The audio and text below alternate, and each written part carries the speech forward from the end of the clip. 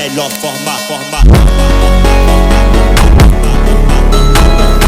Ngayong araw nga ay bumalik na nga si Jasper na nagpa-bolt-on nga sa atin noong nakaraan. Dahil nga ilang araw na rin yung lumipas ay susubukan niya natin patakbuhin ngayon kasi nga sabi niya sa akin ay nag 135 daw sa kanya, kaya lang hindi nga ako naniniwala doon. Kaya nga check nga muna natin yung panggilid niya kung okay pa lahat bago nga natin i-testing at patakbuhin ngayon sa may bypass. Di ko na nga pinatagal to at kinalas ko na nga kagad yung panggilid niya para masilip natin kung okay pa ba lahat ng pyesa niya para mapatakbo natin na maayos at walang palya. Dalawang araw na rin naman na yung lumipas sa pagpapalapat niya nga nung makina niya na yan, kasi nga yung makina niya ay ginawa nga natin tong bolt-on dahil nga nababagalan na nga siya doon sa dating takbuhan ng motor niya. Yung dating ang takbuhan nung gulong niya ay nung bagong bago daw ay nag 130 daw yon, kaya lang katagalan nga at lumamya na, napagod na nga yung motor ay naging 119 na lang. Kahit anong gawin nga natin sa panggilid niya ay talagang 119 na lang talaga yung tinatakbo ng motor nga na to. Ipapakita ko nga lahat na wala nga daya tong motor na to. Ito na nga yung block niya, stock lang naman yung block na yan, wala naman tayong ginalaw dyan dahil di naman natin ginalas yan at nag bolt-on lang naman tayo. Kaibahan nga lang nito sa ibang mga bolt-on ay naka-adjustable nga ng timing gear tong motor na to. Dahil yung cam nga na gamit niya ay pwede pa nga natin palakasin sa pag-a-adjust nga ng timing nga nung cam niya na ginamit natin dito. Lahat yung size nga ng gulong niya ay stock lang din naman yan, dito lang din natin yan ginawa. Ito na nga yung itsura ng panggilid niya, stock pa nga yung bell niyan, pati nga yung makina, lahat stock talaga yan. Pagkatapos ko nga may check at makapag-adjust ng kaunti ay ito na nga, kinakabit ko na nga para nga matesting na natin kagad to sa bypass at wag na natin tong patagalin para nga makita na rin natin kung ilan ba talaga yung takbuhan ng ganitong setup. At hindi mo na nga kailangan bumili ng mamahalin nga ng mga panggilid para nga talagang manakbo yung motor mo dahil simple lang yung kailangan mo dito, ito lang naman yung mga babaguhin mo. Nga yung bell niya na stock lang naman yan na na-regroove natin, pati lining niya nga ay stock lang din, yung torque drive niya. Yung torque drive niya nga ay nakalimutan ko nga kung nakakalkal ba to, nakalimutan ko, umalis na kasi may kanya, di ko na alam kung nakalkal ko ba to dati o hindi. Ito na nga yung itsura ng panggilid niya, ayan na nga yung pulley niya, nakakabit doon nga sa may harap. Tapos nga natin ma-check lahat yun ay kinakabit ko na nga rin to para nga matesting na natin kagad dahil medyo hapon na nga rin at marami nang uuwi mamayang hapon at baka matraffic na doon sa pupuntahan natin at pagtetestingan ng motor nga na to. Katapos ko nga takpan yung panggilid niya ay dumiretso na nga kagad kami doon sa may bypass at ito na nga yung unang takbo niya, tinesting muna namin kung ilan yung kakayanin niya. Isa nga lang din makuha dahil sa 32 seconds nga ay nakukuha niya na kagad yung 130. Ito na nga yung kaya niya sa unang run namin, 136 lang kasi nga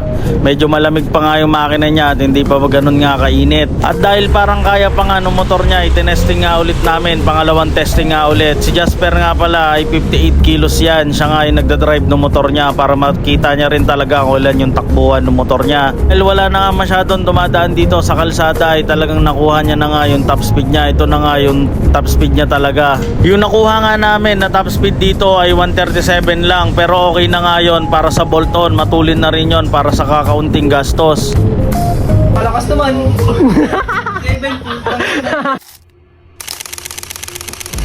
Da melhor forma.